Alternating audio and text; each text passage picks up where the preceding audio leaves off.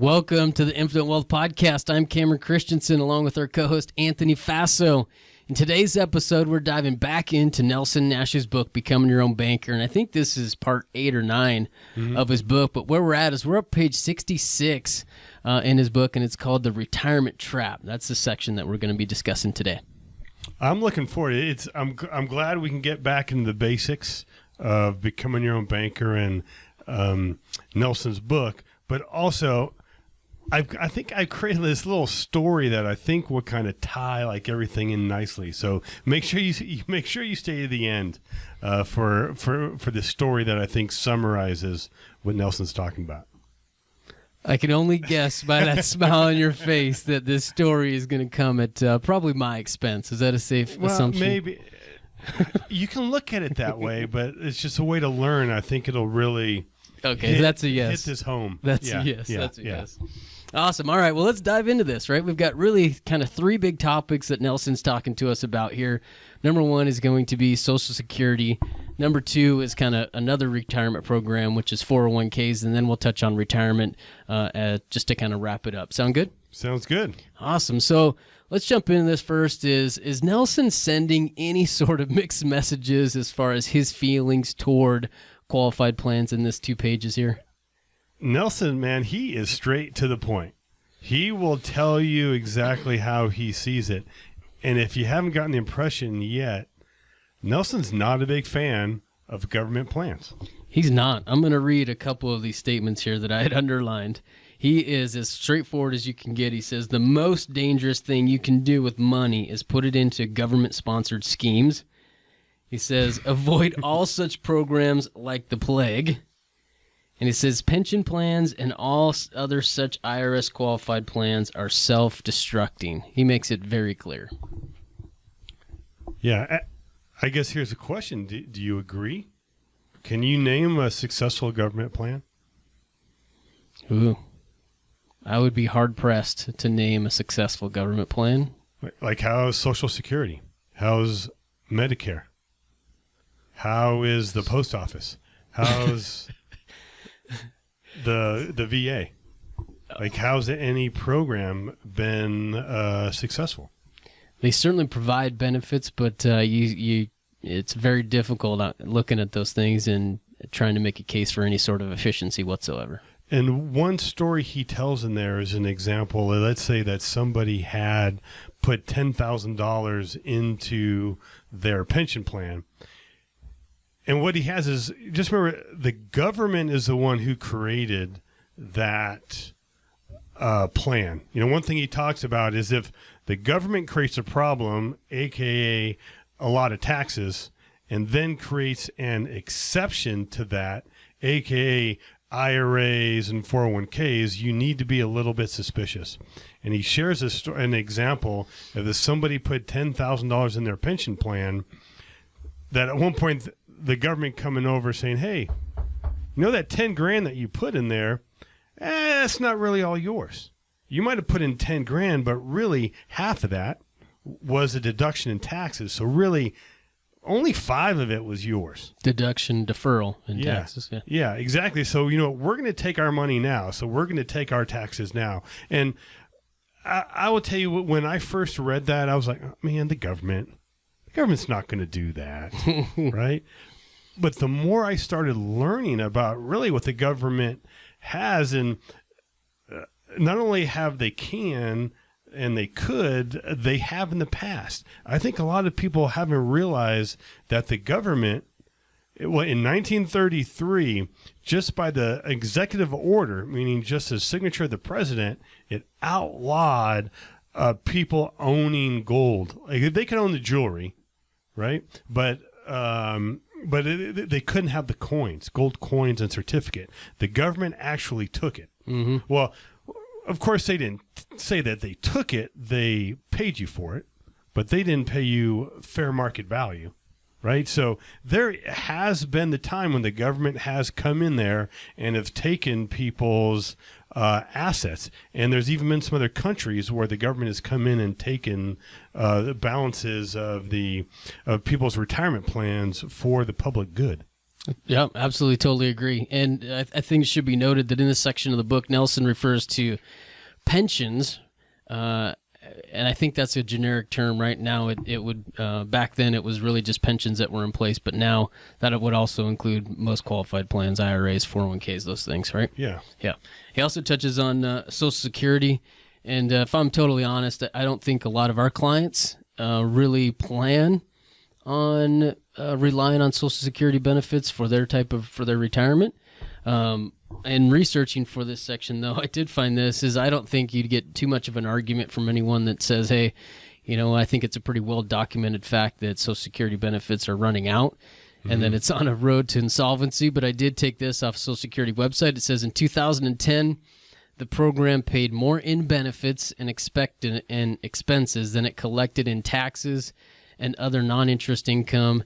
And 2019 trustees report projects this pattern to continue for the next 75 years. So, right, like I said, everyone understands that Social Security's in a tough spot there. Yeah, and I don't think we need to spend time reminding our listeners. I don't think. Well, hopefully you guys are not relying on Social Security, right? But if you're listening to this podcast, you're obviously already taking the first step of becoming educated. Awesome. Now let's jump into some of your thoughts on maybe the 401ks, right, that he's referring to. I think is interesting. That's where everybody thinks that that's the only retirement plan. What is interesting, because you look at it, they haven't really been around all that long. No. They really didn't even start taking hold till like the late 80s, early 90s. Right? But the downside of that, and one of the common misconception, well, for one, people think that an IRA and 401k is the only retirement plan. Yeah. Which maybe as far as a government retirement plan, but really, do you want to have your plan for retirement being controlled by the government? If that's a question, the answer is no. Absolutely not. Well, Cameron, why do you think most people have their retirement plan through a 401k or IRA? I think most people have it as more or less a default, right? As a lot of people will start their their careers in industries that they're in, and they'll start a job, and 30 days later they get approached by HR, and HR rolls them in and says, hey, we'd love to help you set up this opportunity for you to start putting some money away. And so they set them up and enroll them in their 401k plan. And I could go on and on about that, but I think that process right there is often kind of presented in a misleading manner to a lot of people, right? That's always proposed that somebody's saving. And in fact, when you look at, we talk about this in one of the first conversations that we have with clients is the difference between saving, investing, and speculating. 401ks and those types of accounts are really just speculating at the end of the day. And I personally believe that that's why a lot of people are in such a tight financial position, and that financial planning has really not worked for the last 30 years because people start in that type of program. You had some good nuggets there, which I'm surprised. But the first one that you mentioned is people are doing it by default. Yeah. Do you want to live or rely on in your retirement years on a default plan? Not at all. Like, when is the default the best option for anyone? Never, right? And now that I think about it, there's got to be some sort of involvement. I think that a lot of people will just kind of delegate that piece of their financial planning or plan or strategy out to somebody else when, man, what we talk to clients about is taking back control of that function and being intentional, right? And I think that's kind of where you're going with the difference between a default and being intentional with our time and our energy and our finances. I think when we talk in the next section about retirement, we're kind of go into, the tools and how to get there. But one thing that you didn't mention, and maybe you were hoping that I would bring it up, was a lot of times people put money in their 401k because of taxes. Of course. Absolutely. That's a huge reason. And I got it when I had my CPA firm, and I even get questions now is, man, people are looking for that tax deduction today. Yeah. And and believe me, I'm all about tax deductions, but what we need to do is we got to look at the whole picture. We just can't look at our taxes just in a snapshot. Like really, we need to look at our taxes like in a video. It's not just what happens in the first scene, but it's also what happens in the second, third, fourth, like until the end of the movie, right? Or at the end of the video, where that's where we need to look at the total amount of taxes. And let me ask you a question, Cameron. You think taxes are going up or down? They're going up. Do you think they could go way up? More than likely will go way up, absolutely. Do you want to pay them? Not necessarily. Okay. Good answer, right? Yeah. But the problem is when we put money into these 401ks, we're actually delaying the tax. So we get that tax deduction today, and in hopes we're going to be in a lower tax bracket when we retire, right? So there's a couple things going on. One is what's going to happen with tax rates. I mean, nobody knows what's going to happen to them, but I don't think they're going to go much lower. I mean, they've actually gotten as high as 90%, right? But also people have this misconception, well, I'm going to be in a lower tax bracket when I retire. And I would tell you, for me, I hope just the opposite. Totally agree. I mean, if you're an entrepreneur or you're a business owner or you're an investor, being in a high tax bracket means you're making a lot of money. And I would choose to make a lot of money than to make no or very little money, right? And another thing I always like to say, and I know you love it when I do this through you, but what are most people's biggest tax deductions? Like for you, Cam, what's your two biggest tax deductions? Mortgage interest and kids. Okay. Your plan is when you're in your twilight years, maybe the mortgage is paid off or close to it. Who knows? That's traditional right? planning, yeah. Yeah, traditional, right? And those kids, I mean, they're going to be out of the house, and even if they're not, you can't deduct them anymore. Yeah. So the problem gets to be is... They will be out of the house, by the way. We start looking at the income following traditional planning. Your Social Security, that's taxable. Your 401k is taxable. IRA is taxable. If you get working from a job out of the house, that's going to be taxable. So all of the money coming in is taxable, but then our deductions we just lost are our two biggest. So even if tax rates are the same, it's very possible that you might be in a higher tax bracket because we're losing those tax deductions. Well said. Right, so if you think taxes are going to go up, potentially way up, well, for me, I'd rather pay them now. And then ideally put those dollars in some sort of vehicle where they'll never be taxed again. Never be taxed again, and where we can touch it and use it, right? And that's what Nelson talks about is the velocity of these dollars. It's one thing just to compare accounts where you just let money sit there and run out assumptions and those things and try to compare them, but man, if you're doing infinite banking correctly and you're turning those dollars over every single year as many times as you can, there's no comparison, right? Infinite banking and using a proper design whole life policy will win every single time. Yeah. So let's talk about retirement. Let's do it. What's a definition of retirement? Definition of retirement, I believe, is to take out of service. Now, as much as I would like to do that to you, right? But is that what you want to happen to yourself, is to be put out of service? No, it's good question. I have this conversation all the time with clients, and we talk about what retirement is going to look like for somebody. And for some people, sometimes they say, hey, yeah, the retirement is just going to be me sitting on the beach and sipping Mai Tais and just kicking my feet up. But for a lot of other people, it doesn't look that way. I know for me, what I want or what I hope my retirement looks like is, I'm 40 years old, and I think I'm a pretty good advisor at this point. But, man, in another 20 years or so, I think I'll be even better, right? And so I couldn't imagine kind of exiting the workforce at 60 years old with, gosh, what is that, 30 years of experience underneath my belt. So I'll just be getting started at that point. Exactly. Yeah. Right. Well, what I would say, and also, how many times is the word retirement put in the Bible? Ooh. I'd say 0. I know, yeah, you know the answer, but when that was first proposed to me, I think I heard about it when I read a book by Rabbi Lapin. Mm-hmm. I don't remember which one. I read both. I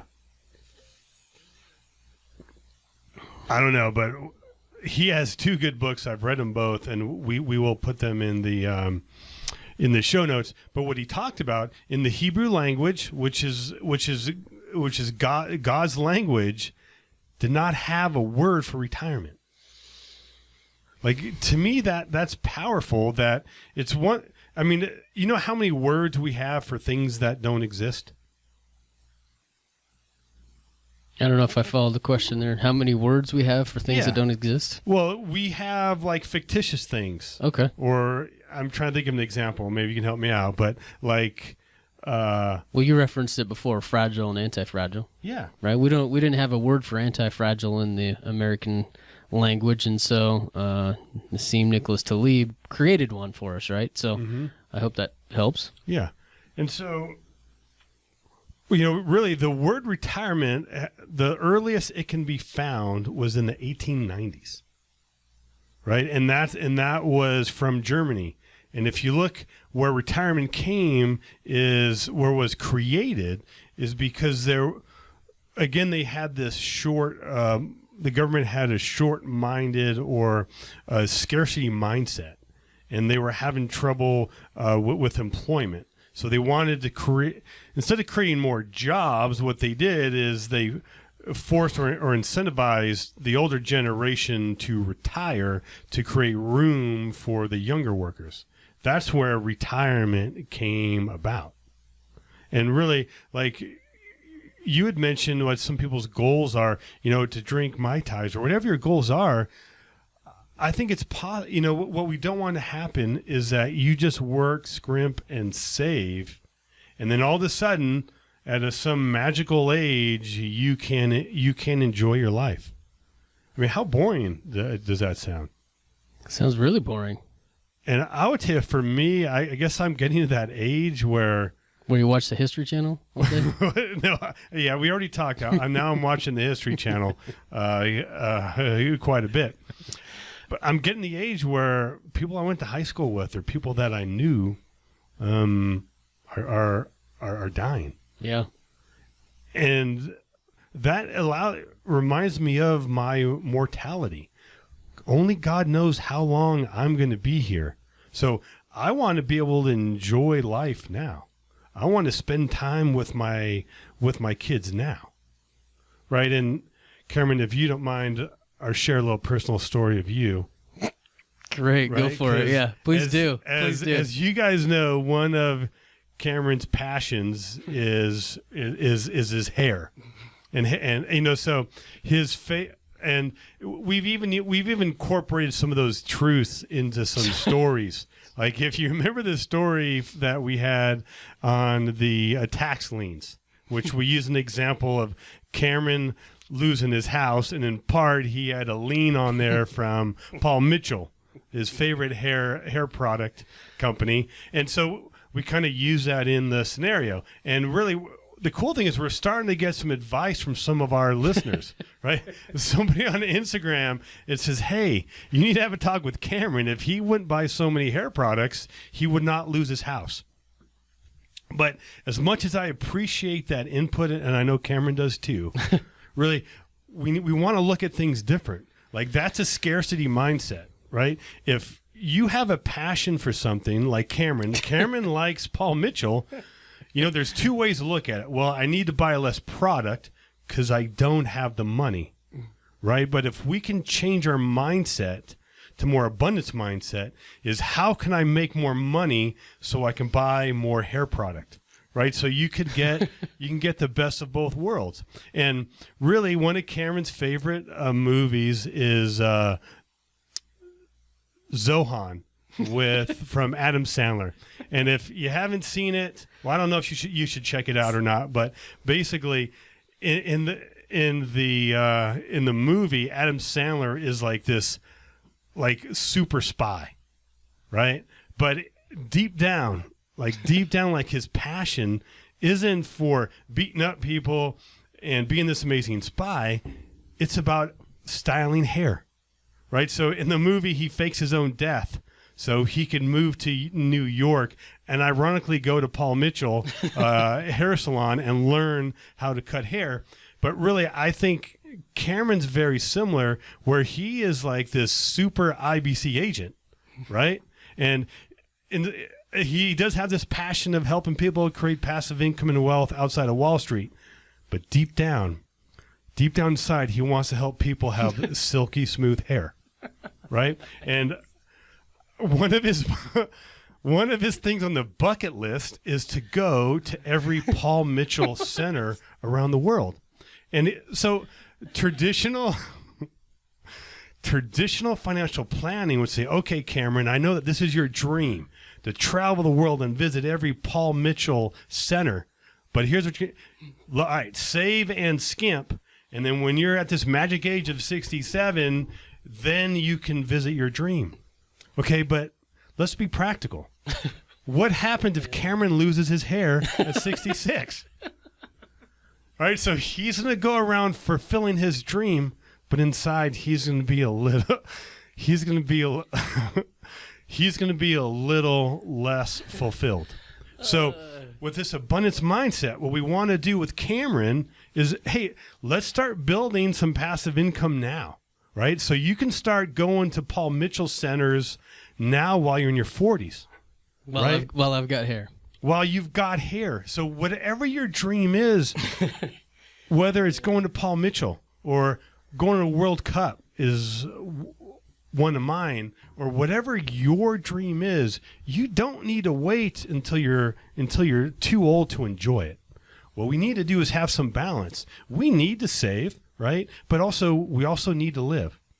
So one of the great things that I've used my policies for is there was a time where I'm like, man, I don't know if it makes time, to go on this vacation or to do this event with my kids. But then I started looking at, well, you know what, the kids are starting to get older. One option, we can use a policy to make those memories now. And as long as we pay the policy back, as you know, we've never broke the compound interest curve. So I guess in summary, Cameron, you got permission now to let's go. Start checking that boxes and going to Paul Mitchell. Maybe you start in North America before you go to Europe.